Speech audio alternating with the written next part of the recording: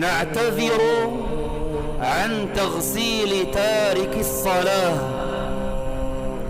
لأن تارك الصلاة كافر. يا الله، كم هي مؤلمة! يا الله، كم هي محزنة! يا الله، كم هي مرعبة! نعتذر عن تغسيل تارك الصلاة، لأن تارك الصلاة كافر. ماذا فعلت بنفسك يا تارك الصلاة؟